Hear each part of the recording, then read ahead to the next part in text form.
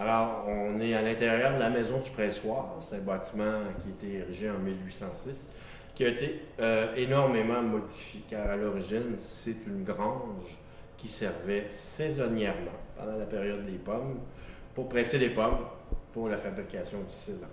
Et plus tard, après le décès du meunier qui l'avait construit, le bâtiment, plusieurs années après, va devenir une habitation. Donc, on est passé de grange à maison. Donc, c'est un bâtiment qui a eu de grandes transformations.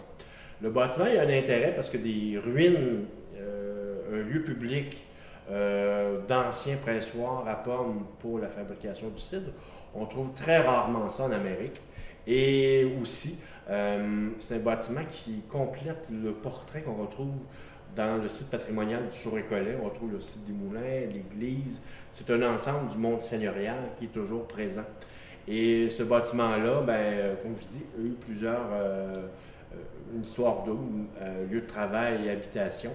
Donc, on peut voir l'ancien plancher d'autrefois dans le fond de la fosse où on a dû creuser pour installer des machines qui pesaient 2 tonnes chaque pour presser les pommes. Donc, un plancher de bois n'aurait pas suffi à la tâche.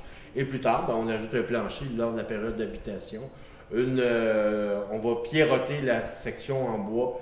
Fait que le bois que vous voyez ici, c'est d'origine de l'époque de la maison du pressoir. Mais la pierre vient du milieu du 19e siècle. C'est une pierre qui a été rajoutée, qui est installée à l'intérieur de l'édifice et non à l'extérieur. Ce qu'on appelle un colombage pierroté. Vous avez seulement 5 maisons de ce genre au Québec. Alors, c'est pas au Québec, en fait, en Amérique du Nord, je veux dire.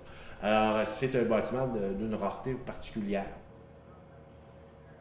La maison du pressoir représente un intérêt également dans l'histoire du mouvement citoyen du quartier. Au milieu des années 75, le bâtiment va être abandonné. Et c'est durant cette période-là qu'on est déjà dans une période, en fait, il y a une mouvance dans le quartier pour protéger le patrimoine. Parce que depuis la construction du pont Papineau-Leblanc en 1970, on va devoir exproprier des maisons pour faire passer le pont. Et donc, il y a un panorama, une apparence du village en continu sur Gouin qui a été rasé. Et en plus, on a séparé l'église du secteur domiciliaire du Sault-Récollet. Alors, il y a un paysage qui est disparu. C'est à partir de ce moment-là qu'il y a une prise de conscience, une société d'histoire qui se forme, ce qu'on appelait la Société de conservation du Sault-Récollet. Et c'est dans cette mouvance-là qu'il va y avoir des demandes pour que le bâtiment soit restauré et qu'on en fasse un lieu public. À l'origine, la première utilisation publique de l'édifice, c'est la Maison de la culture d'Onsic. Maintenant, elle est sur la Jeunesse et Fleury, dans l'ancienne usine de crème glacée de la Launaise et l'ancienne épicerie de Dominion. Et quand le bâtiment se vide là-bas, se libère, la Maison de la culture va quitter ici pour aller là-bas.